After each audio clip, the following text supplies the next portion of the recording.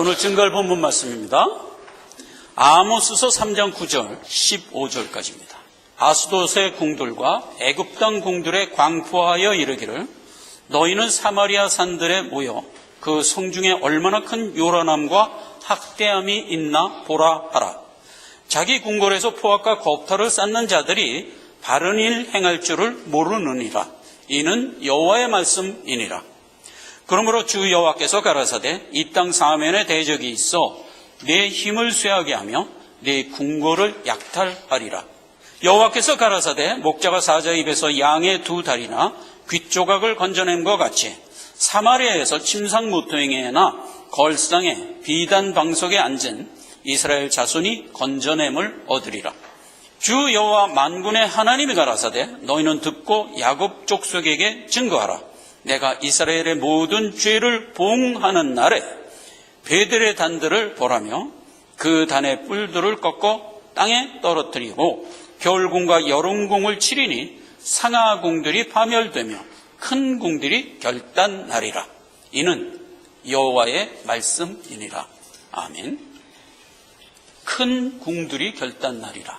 지금까지 세상에 있는 죄와 내 백성들 안에 있는 육정의 허물에 대해서 근원적으로 하나님이 쭉 설파를 하시고 마침내 심판의 부분으로 들어왔습니다. 지금 여기 보니까 아스돗 궁과 애굽의 궁들이 광포해져서 요란하게 있다.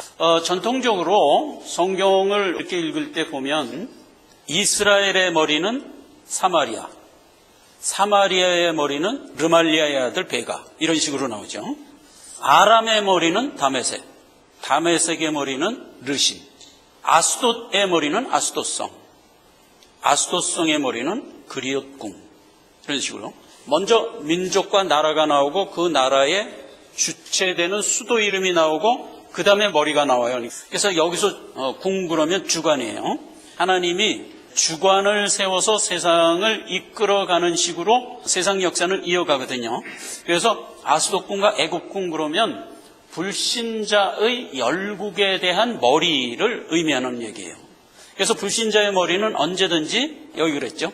바르지 못하다. 그리고 요란하다. 이렇게 됐어요. 여기서 이제 요란하다 하는 얘기는 말세의 징조를 나타낼 때 쓰는 말이에요.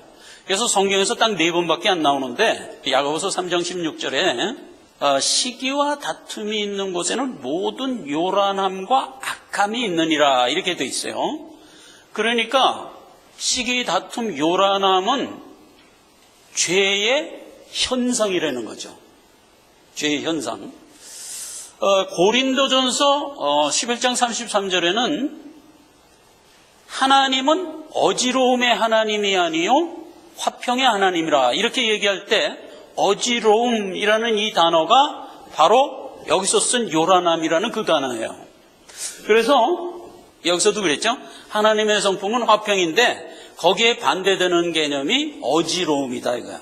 요란함이다 이거야. 그래서 요란함은 죄다 하는 것을 이제 우리가 성경 통해서 알 수가 있죠.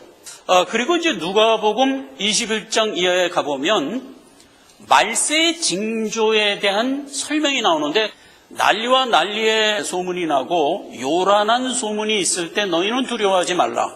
이 요란함이 먼저 있어야 하되 아직 끝은 아니니라. 왜냐하면 이 요란함이 전방위적으로 세상에 퍼져 있을 때 끝이 오리라 하면서 상황을 어떻게 설명했냐면 민족과 민족이 나라와 나라가 서로 대적을 하고요. 처처에 지진과 기근과 연병이 있으리라 그랬어요. 이거는 이제 세상에 나타난 어떤 요란함의 모습이지만 그것은 영적으로 이런 얘기다 하고 그 다음에 부연 설명이 그냥 나오죠. 하늘의 무서운 징조다 이랬어요. 이런 모습으로 주님 재림할 때까지 세상은 이어간다 하는 얘기예요. 이거는 영적으로 한 얘기이기 때문에 우리가 영적으로 받을 문제고요. 실제로 세상은 어떠냐 하면 평안하다, 안전하다, 쾌적하다의 모습이라니까 늘 그걸 잊지 말란 말이에요. 그래서 여기서는 그 얘기를 어떻게 했냐면 같은 주제인데 궁이라고 얘기하고 나중에 이제 이 본문의 마지막에 보면은 상하궁, 여름궁, 겨울궁 이렇게 표현을 해요. 극도의 사치에서 살아가는 모습을 이렇게 표현한 거예요. 그래서 모든 죄된 세상은 영적으로 늘 요란하다 이거예요. 모형에는 항상 어떤 모습으로 나타나죠? 기근, 지진, 온역, 종기, 그 내용의 어휘들은 전부 구약적 표현이에요. 불신이라는 뜻이에요. 종기, 그게 문둥병이라는 뜻이거든. 더럽고 추하고 영적으로 봤을 때는 생명 없이 사망 가운데서 허우적거리는 모습이다. 그러나 육적으로 볼 때는 극도의 쾌락 속에서 연락하는 모습이다 이 말이에요. 이 두 측면이 오늘 본문 말씀에 이렇게 녹아 있는 거예요. 아스돗과 그러면 이방이죠. 아스돗과 애굽에 있는 그 주관들이 이끌어가고 있는 세태는 바른 일을 행하지 못하는 요란함. 바른 일 그러면 항상 뭐예요? 대속이죠, 대속. 생명을 주겠다 하는 것이 복음이고 그 구원의 도가 실종된 것이 그런 거예요. 언제나 그렇게 봐야 돼요. 그래서 여기서 바른 일, 그런 일 할 때 세상적 시각으로 보면 안 돼요. 세상적 시각으로 보면 뭐예요? 실정법 어기는 게 그런 일이죠. 교통법규 어기는 거, 그렇죠? 사람 해치는 거, 이런 걸 다 그런 일이라고 그러지만 영적 관점은 구원이 없는 것이 그런 거예요. 구원이 있는 것이 바른 거예요. 그러니까 사람 하나를 놓고 볼 때 구원의 도를 알고 살아가는 게 선한 거고 그걸 모르고 살아가는 게 악한 거예요. 그러한 모습 중에 하나님은 치리하는데 세상의 대적을 일으켜서 잠재우리라 이 말이에요. 11절이 세상의 대적을 일으켜서 그 궁들을 쇠잔하게 하며 꺾으리라 이 말이에요. 12절에 보니까 그러한 가운데 내 백성은 건져내리라 이거예요. 이제 건져내는 표현을 굉장히 민망하게 했어요. 목자가 사자 앞에서 양의 두 다리를 건져내는 것 같이 귓조각을 들어서 건져내는 것 같이 건져서 옆에 놓겠다 이거예요.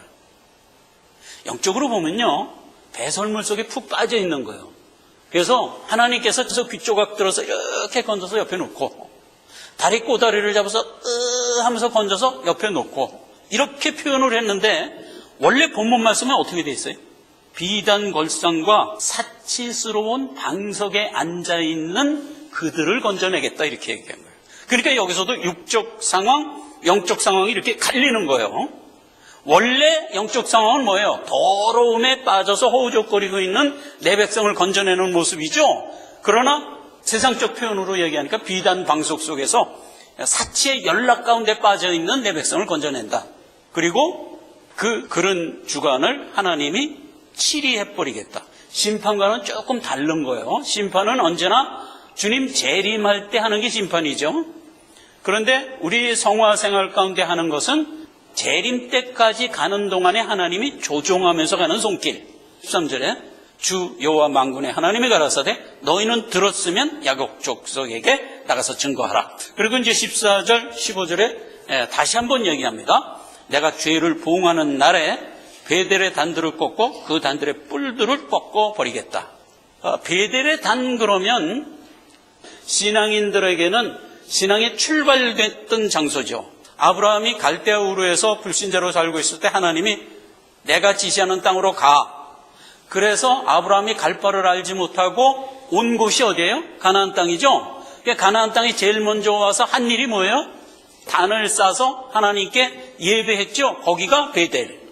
야곱도 마찬가지예요. 에서의 노를 피해서 떠나가다가 노중에서 들에서 돌베개 베고 자다가 하나님을 만나죠.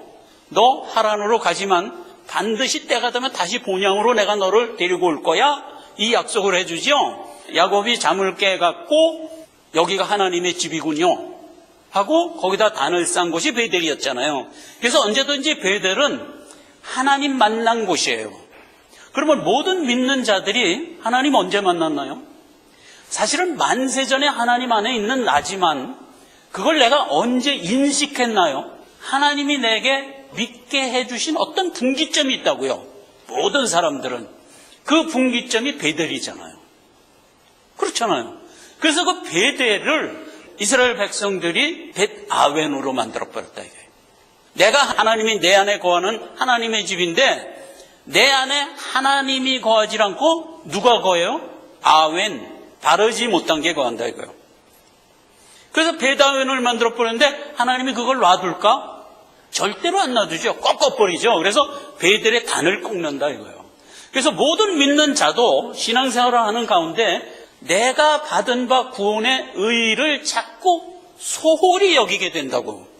그거는 너나 할 것 없이 누구나 다 똑같아요. 왜냐하면 우리는 육정을 입고 살기 때문에 매일 기도하고 매일 아까 그 권사님 기도 말씀대로 말씀을 부여잡고 매일 미간에 쓰고 진력하며 가지 않는 한 우리는 자꾸 약화되게 돼 있어요. 세상 원리대로 살면 돼. 자꾸 이게 앞서간다고요. 물론 우리가 그걸 도외시하라는 건 아니에요. 열심히 살아가지만 언제나 내 기둥은 이거다. 똑같은 얘기를 다시 하죠. 겨울궁과 여름궁을 치리니 상하궁들이 파멸되며 큰 궁들이 결단나리라. 아까는 배대를 결단나리라는 건 영적으로 얘기한 거고 동일한 얘기를 세상적으로 다시 얘기한 거죠. 너희가 사치와 연락에 빠져 있으면 환경을 하나님이 꺾으시겠다 이거예요. 그게 은혜죠. 천성의 소망에 집중하며 갈 수 있도록 하나님이 언제나 이끄신다. 이게 신자의 복이에요. 오늘 본문 말씀의 주제는 뭔가요? 우리 안에서 끊임없이 솟아나오는 바르지 못한 사상을 방치하지 않고 꺾는다. 빠져 있을지라도 나는 너를 반드시 건져낸다 이거예요. 내 곳으로 옮겨놓고야 만다 하는 것이 오늘 본문 말씀에 녹아있는 은혜예요. 바르지 못한 머리 그러면 성경은 상당히 많이 할애해서 우리에게 얘기했어요. 다니엘서와 계시록에서 자세히 설명을 했어요. 머리 그러면 이스라엘 에브라임의 머리는 사마리아, 사마리아의 머리는 베가, 아람의 머리는 다메섹, 다메섹의 머리는 르신. 여기서 르신은 아람이 아수르의 멸망을 하거든요. 그래서 아수르의 멸망하기 바로 직전의 왕이에요. 이스라엘의 왕 베가하고 동맹을 해갖고 유다를 침공해 들어갔어. 그런데 이 일이 이루어지질 못했어요. 그때 유다의 아하스는 자기 힘이 부족하니까 그때 막 신흥 열국으로 나왔던 아수르에 가서 도움을 요청했어요. 그랬더니 아수르의 디글랏 빌레셋이라는 임금이 유다 아하스 왕과 동맹을 맺어갖고 베가와 다메섹의 르신을 오히려 쳐버려요. 그래서 아람이 그때 멸망을 하는 거예요. 이스라엘도 완전히 아수르에 멸망하는 것으로 해서 이 사건은 끝이 나요. 그러면 아까 본문 말씀 11절에 뭐라고 되어 있어요? 이러한 상황을 세상의 열국을 일으켜서 꺾으리라 그랬잖아요. 오늘 결론에서 다시 한번 얘기할 건데 이스라엘을 점령하고 들어와서 이스라엘 땅에 이족들을 다 들어와서 살게 하는데 그 이족들이 가지고 있는 신 이름이 숫꽃, 분옷, 하맛의 신은 아시마, 수알와임의 신은 멜렉, 구스의 신은 네르갈, 아와의 신은 나파스 다르다. 이런 신들을 갖고 들어와서 너희가 너희 민족의 신을 섬기며 살아라. 이렇게 자유를 보장해 주거든요. 그래서 사마리아 온 천지가 이방신으로 가득 차게 돼요. 이게 열왕기하 17장 이하에 기록된 내용이에요. 그래서 그 각각 신들의 의미를 들어보니까 기가 막히더라고. 숫꽃, 분옷 그러면 근친의 신이에요. 죄 중에서 제일 악한 죄가 동성의 근친이거든요. 레위기 18장에 보면 그렇게 나와요. 그 다음에 굿은 네르갈 그래가지고 이게 바벨탑의 신이에요. 근원적인 사단의 신이죠. 하마세는 아시마 그래가지고 음란 여신의 신이에요. 아세라라는 다른 음력이에요. 그 다음에 아와는 나퍼스 다르다 그래가지고 견신. 견신이 뭐예요? 개를 신으로 삼는 거예요. 그러니까 얼마나 더러운 거예요. 그 다음에 스발와임은 멜렉, 인신제사. 이런 신들을 사마리아의 땅에 와서 허용을 해서 마음껏 섞여 살도록 해갖고 자자손손이 부속돼서 살았더라. 그럼 이스라엘이 어떻게 됐겠어요? 완전히 멸망하고 마는 거예요. 죄는 심히 죄되게 하여 멸절하고야 마는 것에 대한 그림이에요. 그러니까 우리 안에 있는 육정은 하나님이 결국 완전히 멸절로 넣어버리고 만다 하는 것에 대한 어떤 모형적 그림이죠. 그거를 마음에 두시고 다음으로 가봅시다. 머리 그러면 다니엘서에 나온 사자, 곰, 표범, 무서운 짐승 이래갖고 바벨론, 바사, 헬라, 로마 이렇게 해서 세상의 역사는 이 네 나라 이상의 다른 나라는 없어요. 모든 나라는 이 네 나라 안에 포함되는 거예요. 그래서 계시록 17장을 몇 구절 읽겠습니다. 7절에 보면 내가 밤 이상 가운데 본 넷째 짐승은, 이거 로마 얘기하는 겁니다. 무섭고 놀라우며 전에 모든 짐승과 다르고 또 10뿔이 있으므로 또 7왕이라. 10절에 다섯은 망하였고 하나는 있고 다른 이는 이르지 아니하였으나 이르면 반드시 잠깐 동안 계속하리라. 11절에 전에 있다가 시방 없어진 짐승은 8째 왕이니 7 중에 속한 자라 저가 멸망으로 들어가리라 해서 머리에 대한 얘기가 나와요. 열국은 4개지만 거기에서 나온 머리는 8개라는 거예요. 그럼 머리는 왕이죠. 왕. 열국은 4개인데 거기서 8명의 왕이 나와서 요란함을 이끌다가 유황불로 들어가는 것으로 해서 구속사는 끝나도록 돼 있는 거예요. 해석을 해야죠. 지금 현재 계시록 쓸 당시 현재 5은 이미 망하였고 하나는 지금 있고 하나는 장차 나타나리라. 그래서 511 이렇게 얘기를 하고 있어요. 자, 그럼 보세요. 계시록 쓸 당시면은 요 십자가 있는 요 때죠. AD 30년 어간이죠. 그때 예수님이 나와서 십자가 졌어요. 그럼 요 때를 기준으로 해서 5은 망했대. 그리고 요 때 하나가 있대. 그리고 장차 뭐가 나타날 거래. 그렇게 된 얘기잖아요. 그러면 확실한 거 하나부터 얘기합시다. 지금은 있고 했을 때 있는 건 뭐예요? 그때가 로마 치하죠. 다니엘서에 얘기한 4짐승 중에서 4번째 로마가 나타난 때. 그래서 지금 있는 게 로마예요. 그러면 과거에 5은 망했다 했을 때 5의 머리가 누굴까?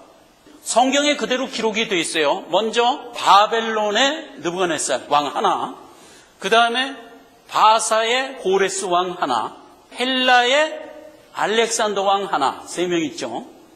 그리고 다니엘서 11장에 보면 로마가 나타나기 직전에 그리스가 분열이 되지요. 요렇게 분열이 돼요. 카산더, 리시마커스, 프톨레미, 셀류커스. 이렇게 넷으로 분열이 돼갖고 셀류커스가 이거를 다 봉합해서 셀류커스로 남고 북부 아프리카의 프톨레미하고 둘만 남아요. 그래서 다니엘서 11장에 보면 이 둘이 남아서 전쟁하고 있는 모습이 11장, 12장, 13장 계속 나와요. 거기에 뭐라고 나오냐면 남방왕, 북방왕 이렇게 나오죠. 그래서 셀류커스하고 프톨레미가 계속 싸우는 장면이 나오거든요. 예수님이 탄생하기 직전까지의 5왕은 느부갓네살, 고레스, 그 다음에 그리스에서 변형된 셀류코스와 프톨레미 해서 5명이에요. 알렉산더까지 해서 5명. 그런데 먼저 셀류코스를 로마가 점령해버려요. 그래갖고 이스라엘의 식민지를 삼아서 있다가 그때 예수님이 탄생한 거거든요. 그런 상황에서 아프리카 북쪽에 있는 프톨레미는 예수님 당시에 아우구스투스 황제 전에 누구였냐 하면 시저, 안토니우스 이런 사람들이죠. 이 친구들이 프톨레미를 멸망시켜버려요. 셀류코스는 훨씬 전에 예수님 오기 한 50년 전에 멸망을 하고 그 다음에 북부 아프리카에 있는 프톨레미는 예수님 탄생하기 한 40-50년 전에 멸망을 시켜버려요. 로마가. 예수님 탄생했을 때는 아우구스투스 로마 황제 있을 때 예수님이 탄생하는 거예요. 5왕 그러면 로마 이전에 그 왕들이에요. 느부갓네살, 고레스, 알렉산더, 남방왕, 북방왕. 이렇게 5왕은 이미 망했어요. 없는 거야. 그리고 지금은 로마 시대에 있고 장차 나타날 건 10뿔이라고 그랬어요. 10뿔. 5왕을 다시 한번 봅시다. 사자 바벨론 왕, 2번째 곰 바사 골레스, 3번째 푸봄 헬라, 4번째 남방왕 셀루코스, 5번째 북방왕 프톨레미. 그리고 지금 있는 것이 4번째 짐승 로마예요. 4번째 짐승은 뿔이 10개래. 표범 헬라가 변형된 게 4나라로 변형돼 갖고 그 중에 둘이 이렇게 요란하게 했던 거 아니에요? 그랬는데 로마도 10뿔로 변형이 돼요. 그래서 예수님 탄생 당시에는 로마로 있지만 예수님 탄생하고 한 300년쯤 흐른 후에 열불로 갈라져요. 갈라진 역사를 보면 이렇게 갈라져요. 아르메니, 프랭크, 부르군디, 수에비, 반달, 비시고스, 앵그로색션, 오스트로고스, 람바드, 헤루리. 오늘날 명으로 보면 독일, 프랑스, 스위스, 포르투갈, 아프리카, 스페인, 영국, 이탈리아예요. 자, 이렇게 해서 열불로 갈라지는데 이 열불 중에서 세 뿔을 람바드가 통일을 해버려요. 이탈리아에 있는 세 뿔을. 통일을 해서 나온 게 성경은 작은 뿔 이렇게 얘기를 해요. 로마에서 카톨릭이라는 교회로 나와요. 근데 성경에 뭐라고 되어 있냐면 작은 뿔을 음녀라고 얘기했거든요. 그런데 열곡을 다 짐승이라고 얘기하는데 여기서 해필 작은 뿔을 왜 음녀라고 했을까? 여자 하면 무슨 뜻이에요? 성경에서 항상? 교회. 음녀니까 뭐예요? 거짓교회다 이거예요. 그래서 모든 성경학자들이 작은 뿔로 나온 음녀는 카톨릭이다 이렇게 주장을 하죠. 그래갖고 그 음녀의 요란함이 몇 년간 지속하죠? 1260년간 지속해요. 그런데 장차 나올 나라가 1260년간 쭉 지속해 오다가 그 폭정에 견디지 못해갖고 탈출해 나온 자들이 누구죠? 미국이에요. 이 사람들이 개신교를 표방하여 기독교 국가로 나오지요.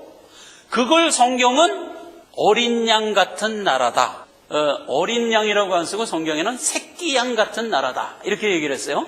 그런데 그 새끼 양이 뿔이 2개가 있대. 여러분, 그래서 미국이요 건국 초기에서 한 200년 가까이 가장 경원시하는 게 카톨릭이었어요. 왜냐하면 핍박 가운데 미국으로 건너온 자들이기 때문에 아주 카톨릭을 싫어했어요. 그런데 그게 언제 무너졌는지 아세요? 그게 케네디 대통령 때예요. 케네디 대통령이 카톨릭 신자로서 미국 역사상 처음으로 대통령에 당선이 돼요. 제가 중학교 때 한국신문에 어떻게 미국의 카톨릭 신자가 대통령이 될 수 있단 말이냐 이런 신문 기사가 났었어요. 그거 제가 중학교 때 읽은 기억이 있어요. 미국은 전통적으로 왓습이에요. W, 화이트, S, A, 앵글로스죠. P, 프로테스탄트, 개신교라는 뜻이고 전통적으로 미국은 왓습이 언제나 머리로 있어 왔어요. 케네디 때 이게 한번 무너지죠. 그리고 다시 회복이 됐어요 지금. 이런 상태예요. 그럼 그 뿔 중에서 하나가 말하자면 바른 공권력이에요. 그런데 때가 되면 그 공권력이 다른 뿔로 전가되면서 멸망으로 들어갈 거예요. 계시록 13장에 있어요. 내가 봄에 다른 짐승이 땅에서 올라오니 새끼양같이 2뿔이 있고 용처럼 말하더라. 이게 지금 미국이 탄생한 부분을 이렇게 그린 거라고 여겨집니다. 저가 먼저 나온 모든 짐승의 모든 권세를 그 앞에서 행하고 땅과 땅에 거하는 자들로 처음 짐승에게 경배하게 하니 곧 죽게 되었던 상처가 나은 자니라. 큰 이적을 행하되 심지어 사람들 앞에서 불이 하늘로부터 내려오게 하고 짐승 앞에서 받은 바 이적을 행함으로 땅에 거하는 자들이 미혹되며 땅에 거하는 자들에게 이르기를 칼에 상하였다가 살아난 짐승을 위하여 우상을 만들라 하더라.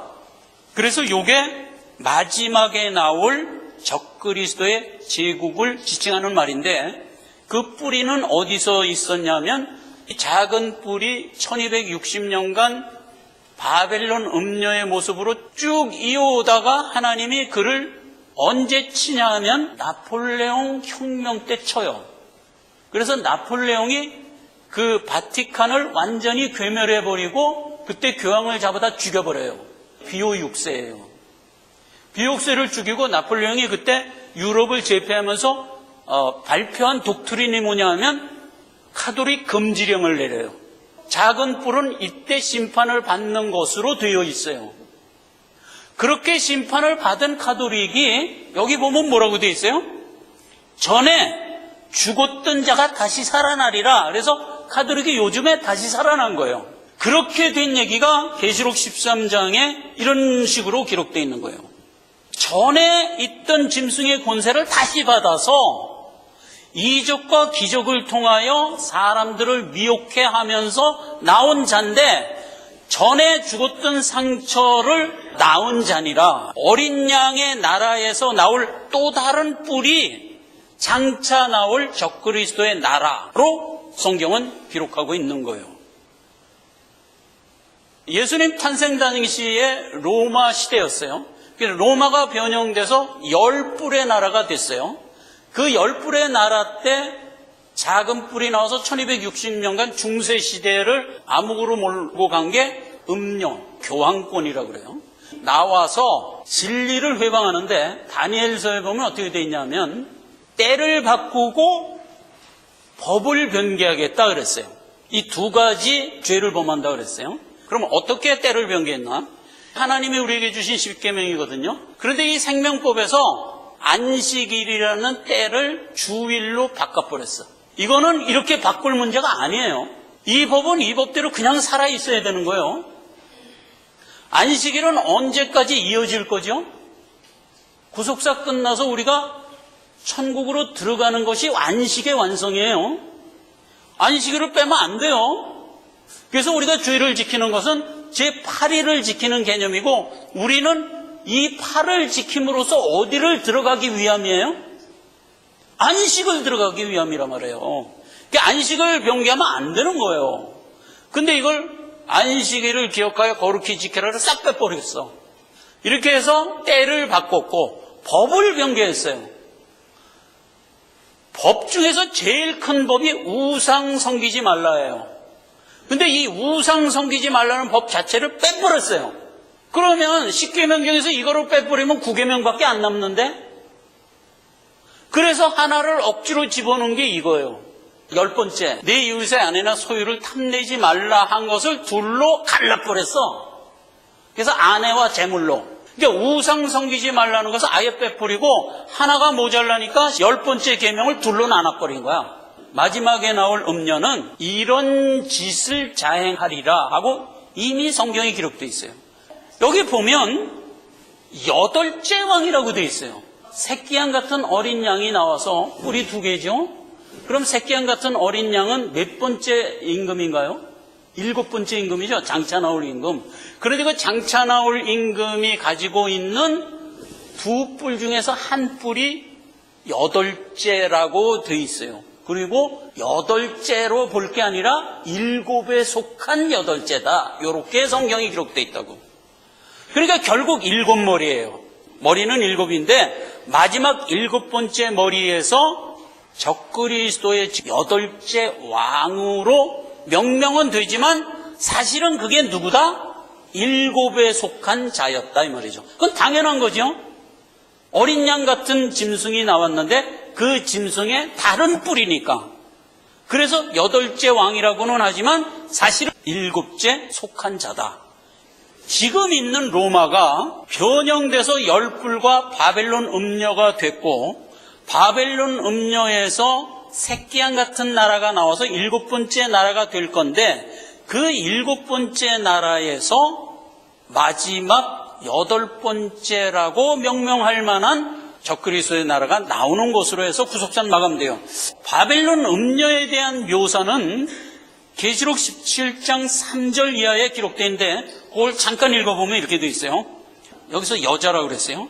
여자는 자줏빛 옷과 붉은빛 옷을 입고 금과 보석과 진주로 꾸미고 손에 금잔을 가졌는데 가증한 물건과 그의 음행에 더러한 것이 가득하더라. 이마에 이름이 기록되어 있으니 비밀이라 큰 바벨론이라 땅의 음녀들과 가증한 것들의 어미라 하였더라. 이 여자가 성도의 피와 예수의 증인의 피에 취한지라 내가 그 여자를 보고 기이 여겼더라. 사도 요한이 그 여자를 환상으로 보고 기이 여겼더라. 근데 누구의 피에 취했다고요? 성도의 피에 취했다.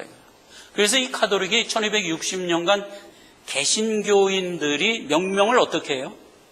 암흑기다 이렇게 얘기하는 거예요. 결국 하나님의 치리에 의하여 나폴레옹 때 멸망을 하고 1500년에서 1900년까지 잠잠했는데 세상에 그 음료가 다시 살아나서 나올 것이다. 적그리스도가 그렇게 나오면 뭘 어떻게 하지 못합니다. 여러분 성경을 보면 그렇게 돼 있어요. 나오자마자 주님이 재림해요. 동시에. 이 적그리스도가 나오면 옛날에 바벨론 음녀가 1260년간 자행했던 짓을 또 할 텐데 하는 두려움이 안 생기세요? 그런데 그 두려움은 할 필요가 없는 것이 이 적그리스도가 나오면 즉시 주님이 재림해서 구속사는 끝나는 거예요. 그래서 뭘 할 틈이 없이 멸망으로 들어가리라. 이렇게 돼 있는 게 계시록이에요. 몇 년 전에 다니엘서와 계시록을 살펴보면서 사실 차근차근 살펴본 바예요. 그런데 오늘 왜 이 얘기를 다시 하냐면 아수독과 애굽의 궁들의 머리는 이어오고 있다. 이러한 세상 속에서 우리가 지금 살고 있어요. 머리 그러면 남자의 머리는 그리스도요, 그리스도의 머리는 하나님이요. 여기에 부연돼서 어떻게 되어 있냐면 여자의 머리는 남자요. 요 말이 부연됐어요.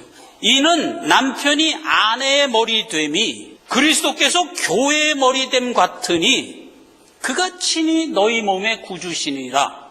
그리스도는 나의 머리고 나는 거기에 붙은 몸이다라는 이 개념을 우리의 삶 속에서 구현하며 살아라 이 말이에요. 남편은 그리스도 역할을 구현하고 아내는 교회 역할을 구현하여 가정에서 너의 신앙을 실습하며 살아라. 이렇게 된 얘기잖아요. 이게 머리의 관계에서 우리에게 준 교훈이에요. 세상에는 모든 주관은 하나님이 세우지 않은 거의 없어요. 그래서 우리는 세상에 있는 모든 권세에게 순복하며 살도록 돼 있어요. 자, 그런데 에베소서에 가면 6장 12절에 우리의 씨름은 혈과 육에 대한 것이 아니요 정사와 권세와 이 어두움의 세상 주관자들과 하늘에 있는 악한 영들에 대함이라. 육신의 삶은 순복하며 사는데 영적인 삶은 대항하며 살아라. 오늘 이스라엘이 멸망할 때 아수르에 멸망을 했다고 그랬어요. 아수르가 주관이잖아요. 주관은 누가 세웠다? 하나님이 세웠다. 그러니까 하나님이 세운 주관이 와서 아수르 땅에 와서 한 일이 뭐냐 하면 세상에는 모든 신들을 다 허용했어. 요즘 말로 얘기하면 무슨 얘기예요? 신앙의 자유를 줬어. 그래서 바벨론은 수꽃봇, 음란의 신, 아시마, 음란의 신, 멜렉, 인신제사의 신, 네르갈, 바벨탑의 신, 나파스, 다르닥, 개신. 이런 더러운 신들을 허용을 했어. 너희 민족들은 각자 그 신을 갖다가 자유로 섬기며 살아라 이랬어요. 그래서 이 왕하 17장을 읽어보면 굉장히 재밌게 돼 있어요. 잠깐 봅시다. 24절에서 제가 빨리 몇 구절을 읽겠습니다. 아수르 왕이 바벨론 구다아와 하맛과 수알다임과 사람을 옮겨다가 이스라엘 자손을 대신하여 사마리아 여러 성읍에 두매 저희가 사마리아를 차지하여 그 성읍에 거하니라. 그러니까 이방 족속을 사마리아에 다 데려다가 함께 살게 했다 이거예요. 25절 저희가 처음으로 거기 거할 때 여호와를 경외하지 아니한 거로 여호와께서 사자를 그 가운데 보내심에 몇 사람을 죽인지라. 자, 요게 중요해요. 많은 이족들이 여호와를 안 섬기는 거야. 그래갖고 하나님이 사자를 보내서 여호와 안 섬기는 사람 몇을 잡아다 죽여버렸다는 얘기예요. 나 26절을 보니까 그랬더니 아수르 왕한테 가서 사람들이 구한 거예요. 이족들이 저희 신들이 다 다름으로 서로 죽입니다. 어찌하오리까? 그랬더니 아수르 왕이 대안으로 명한 그 명이 바로 이거예요. 각 민족은 자기 신을 자유로 갖다가 자유롭게 섬겨라 하는 신앙의 자유를 준 거예요. 여러분, 오늘날 우리가 발딛고 사는 이 땅이 바로 이런 모습이에요. 얼마 전에 제가 연속극을 봤는데 동성애 얘기가 살짝 나왔어요. 그런데 거기서 무슨 멘트가 나왔냐 하면 소수자를 이해하고 포용하는 것이 우리의 할 바야, 이런 말이 쓱 나왔어요. 그거는 인본주의 사조로 보면 맞는 말이에요. 그러나 신앙의 눈으로 옮겨서 그 말을 들으면 그건 바르지 못한 일이에요. 아까 답은 사실 나왔어요. 영은 악한 영들에 대항하여 싸워야 돼요. 그러나 육은 거기에 물리적으로 대항하면 안 돼요. 순복해야 돼요. 우리가 평안하게 살 수 있는 나라가 어떤 나라냐 하면 바로 아수르 왕이 명한 이런 상태의 나라예요. 신앙의 자유를 줘서 내가 가진 나의 믿음을 지킬 수 있는 것이 보장된 나라단 말이에요. 그렇기 때문에 우리는 그 수많은 신에 동화되지 않도록 나를 지켜라 이거예요. 하늘에 있는 악한 영들과 나는 싸워야 되는 거예요. 싸우며 나가야 돼요. 그러나 물리적으로 그들과 대항하여 싸우면 그럼 감옥 가야 돼요. 예수님이 겟세마네 동산 기도를 하면서 마지막 요한복음 14장에 이제 내가 하늘나라로 간다. 내가 가면 세상 임금이 너희 앞에 나타날 것이다. 그러나 그 세상 임금은 나와 상관이 없다. 너희는 너희 신앙 지켜라. 일어나자. 여기를 떠나자. 하면서 14장이 마치죠. 세상은 어차피 멸망받을 죄된 곳이에요. 세상이 죄된 것이 새삼스러울 게 아니에요. 그건 당연한 거예요. 다만 그곳에서 내 신앙을 지켜라예요. 세상의 공권력은 적극적으로 신앙의 자유를 거부한 공권력도 있죠. 공산주의죠. 거기서는 방법이 없어요. 기도하며 숨어요. 성경은 피하라 이렇게 돼 있어요. 피해야 돼요. 그러나 그런 공권력은 역사상 그리 많지 않아요. 최근에 한 50년 지속됐는데 지금 공산주의가 거의 멸절돼 가고 있어요. 자, 말씀을 맺습니다. 하나님은 세상에 그른 머리를 세워요. 그른 머리는 하나님이 반드시 흩으시고 꺾는다고 그랬어요. 거기에 구속된 배다윈, 상하공, 사치의 연락 속에 호적거리고 있는 너희를 꺾을 거예요. 그러나 하나님은 거기서 내 백성을 건져는 내시겠다. 이게 오늘 결론이에요. 건져내고 언약의 메시아가 마침내 오세요. 우리 입장에서는 재림 때 메시아가 나를 데리러 올 거예요. 이 구약의 내용에서는 언제 왔죠? 초림 때 예수님이 오세요. 그럼 그때 예수님이 오셔서 제일 먼저 간 데가 어디죠? 귀때기 잡아서 끌어내고 다리꼬다리 잡아서 끌어냈던 거기를 제일 먼저 찾아가죠. 사마리아. 그래서 요한복음 4장에 보면 사마리아에 가서 제일 먼저 복음을 준 거에서 그들을 구원하였더라. 이게 오늘 본문 말씀에 녹아있는 은혜입니다.